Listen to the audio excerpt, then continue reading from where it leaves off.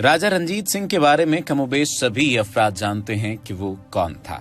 सिखा शाही के राजा और हीरो राजा रंजीत सिंह के मुजस्मे की लाहौर के तारीखी मकाम पर मुतनाज़ तनसीब एक बहुत बड़े मसले की वजह बन चुकी है। सब ये जानना चाहते हैं कि इसका यहाँ पर मुजस्मा क्यों लगाया गया। आज की इस वीडियो में राजा रंजीत सिंह के बारे में तो आपको बताया ही जाएगा, लेकिन उसके उन कामों के बारे में आपको बताया जाएगा जिस पर इल्जामात की ज़्यादती है और दूसरी जानिब ये बात कही जाती है कि उसने बहुत ज्यादा जुल्म सितम किए थे।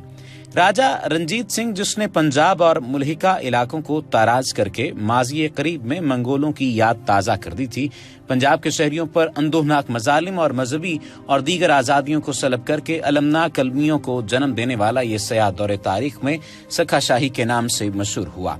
इस दौर के कुछ मामलात ऐसे भी थे कि हलाकू और चंगेज खान जैसे मंगोल भी शर्मा जाएं। जिस दौर में जनूबी पंजाब की तमाम मसाजिद में ताले लगाए गए, इज्तिमाआत, जुमे और अजानों पर पाबंदी लगाई गई, और जिस दौर में मुल्तान की मरकजी ईदगाह मस्जिद के एक हिस्से को घोड़ों का अस्तबल जबकि एक दूसरे हिस्से को मेहमान खाना बनाया गया और बिल्कुल मेहराब की जगह को मौत खाना बनाया गया। याद रहे, ये सखा शाही का दौर था जब कभी खजानों में कमी की वजह से अफवाज को मकामी आबादी पर कुत्तों की तरह छोड़ दिया जाता था कि इन्हें लूटें और अपनी तनख्वाह पूरी कर लें, और सिख फौज के जत्थे जहां गरीब मुसलमानों की जमा पूंजी से उन्हें महरूम कर देते थे, वहीं जहां हाथ पड़ता मकामी मुसलमान खवातीन और बच्चियों को भी उठा ले जाते थे। क्या ये बातें भी भुलाने की हैं? नहीं, ये भुलाने की नहीं बल्कि शर्म का मकाम है। मकाम अफसोस है कि एक नस्ब शुदा वजीर आजम के दौर में सखा शाही दौर के इस्लाम और मुस्लिम पंजाब अवाम के विलन और सखा शाही के हीरो को आज इस्लाम और पाकिस्तान का हीरो मानकर इसका मुजस्मा लाहौर के इस्लामी तारीख के अहम मकाम पर नस्ब किया जा रहा है। इसके सारे मजालिम जैसे भुला दिए गए हैं, सिसकती बिलबिलाती और जख्म इंसानियत के जख्म जैसे मंदमल हो गए हैं। याद रखे, सखा शाही के पूरा शब दौर में जब बाहर दूर से आने वाले अंग्रेज ने जनूबी पंजाब में कदम रखे थे तो मकामी आबादी ने सुकून का सांस लिया था। सिखों के खिलाफ इन्होंने फरंगियों को खुशामदीद कहा था। इन तमाम उमरा ने सिखों की हिमायत छोड़कर, आला मनासिब छोड़कर अंग्रेज का साथ दिया था, जिनको अपने मालो असबाब और इज्जत व नामूस के तहफ़्फ़ुज़ की खातिर मजबूरन सिखों के साथ ताउन करना पड़ रहा था।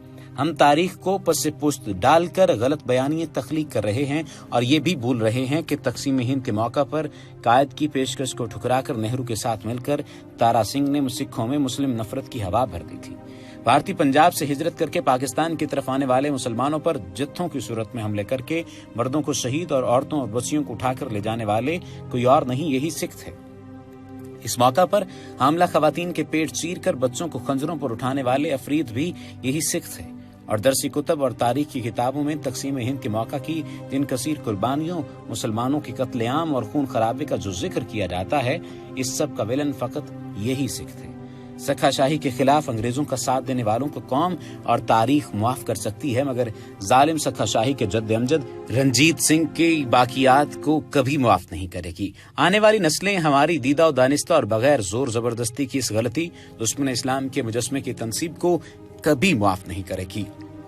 मजहबी ज़ियारत के लिए आने वाले भारतीय सिखों को आप भले राहदारी दें, खालिस्तान के लिए उन्हें हम खुशी से भरपूर मुआवनत दे सकते हैं, मगर सिखा शाही दौर के इनके हीरो हमारे विलन हैं और कभी हमारे हीरो हो सकते ही नहीं। हाँ, अलबत्ता अंग्रेज राज के खिलाफ मुश्तरका प्लेटफॉर्म से जदोजहद करने वाले भगत सिंह, जिसने आज़ादी की खातिर अपनी जान देने से दरेग नहीं किया, उनकी गैर मुजस्माती यादगार बनाई जाए तो पाक हिंद की तमाम कौमियतें इसकी सताइश करेंगी। वैसे भी मुजस्मा साजी और इनकी नुमाया मकामात पर तनसीब कभी भी मुसलमानों की रिवायत में नहीं रही, तो ऐसा रियासत मदीना के दौर में आखिर क्यों? इस गैर मुनसिफाना, गैर रिवायती और नाकाबिले बर्दाश्त इक़दाम से पंजाब के मुसलमानों में रद्द अमल पैदा होना यकीनी है। गयूर पंजाबी अवाम कुफ्र के इस बुत को कभी बर्दाश्त नहीं करेंगे और जब कभी इसे मौका मिला इसे जरूर बेजरूर ढा देंगे। फिर भले इस इक़दाम को बाद में खामखा अदम बर्दाश्त और अक़लियतों के हुकूक का इशू बना दिया जाए। बराह करम इसे एक सुलगता मसला बनने से बर वक्त रोकें। भारतीय सिखों से अब तक की आपकी सफारतकारी पर इसके उल्टे असरात हो सकते हैं। एक बार फिर सोच लीजिए, समझ लीजिए, इससे पहले کہ دیر ہو جائے۔ یہ تحریر حبیب خواجہ نے لکھی ہے۔ اب اگر رنجیت سنگھ کی زندگی کے احوال کا آپ کو احاطہ کیا جائے تو مہاراجا رنجیت سنگھ 13 نومبر 1780 کو پیدا ہوا اور 27 جون 1839 کو اس نے 59 برس کی عمر میں وفات پائی۔ یہ پنجاب میں سکھ سلطنت کا بانی تھا۔ تقریباً 40 سالہ دور حکومت میں اس کی فتوحات کے سبب سکھ سلطنت کشمیر سے موجودہ خیبر پختونخوا اور جنوب میں سندھ کی حدود سے مل چکی تھی۔ اگر اس کی خاندانی پس منظر کی بات کی جائے تو گوجرانوالا کے مقام پر 1780 میں پیدا ہوا۔ بچپن ہی میں اس کی بائیں آنکھ چیچک سے ضائع ہو گئی تھی۔ سکرچکیا مثل کے سردار مہان سنگھ کا بیٹا تھا اور 12 برس کا تھا کہ اس کا باپ مر گیا اور وہ مثل کا سردار بنا۔ 16 برس کی عمر میں اس کی شادی کنہیا مثل میں ہوئی اور ان دو مثلوں کے ملاپ سے رنجیت سنگھ کی طاقت اور بھی مضبوط ہو گئی۔ اس کی ساس سدا کور ایک قابل اور مقتدر عورت تھی۔ اس نے رنجیت سنگھ کی فتوحات میں بڑی مدد کی تھی۔ پنجاب پر درانی قبیلے کی حکومت تھی، مگر یہ صوبہ سکھوں کی بغاوتوں کی وجہ سے درانی حکومت کے اثرات سے باہر تھا۔ شاہ زمان والی کابل نے پنجاب پر حملہ کیا، مگر سکھ باغی اسے دیکھ کر اپنی پناہ گاہوں میں جا چھپے۔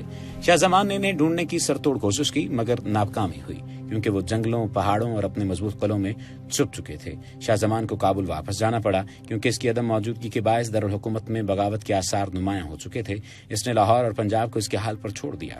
لاہور شہر سکھ لٹیروں کے قبضے میں تھا، جن کی لوٹ مار سے عوام، ہندو، مسلم، سکھ سبھی تنگ اور پریشان تھے۔ تب اہلیان لاہور کو رنجیت سنگھ کی شکل میں کسی حد تک ایک وسیلہ نظر آیا تھا۔ چنانچہ معززین لاہور نے رنجیت سنگھ کو خطوط لکھے کہ لاہور آ کر حکومت سنبھالے۔ یہ حکم اسے شاہ زمان والیے کابل بھی دے چکے تھے، لیکن انہوں نے آ کر بھی جو ظلم کیا اس کے بارے میں آپ کو پہلے ہی بتایا جا چکا ہے۔ اس کی بیگمات کے بارے میں بات کی جائے تو موراں، رانی گل بیگم اور جند کور اس کی بیگمات میں شامل تھیں۔ رنجیت سنگھ نے 19 برس کی عمر میں مئی 1799 میں لاہور پر قبضہ کر کے اسے اپنی راجدھانی بنایا۔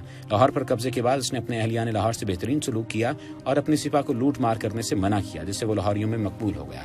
یاد رہے کہ اس سے پہلے یہ لوٹ مار کیا کرتا تھا اور جیسا کہ آپ کو آغاز میں ہی بتایا ہے کہ اس نے لوٹ مار بہت زیادہ کی تھی۔ 3 سال بعد 1802 میں امرتسر فتح کیا۔ وہاں سے بھنگیوں کی مشہور توپ اور کئی اور توپیں ہاتھ آئیں، جن چند برسوں میں اس نے تمام وسطی پنجاب پر سلسلوں تک قبضہ کر لیا۔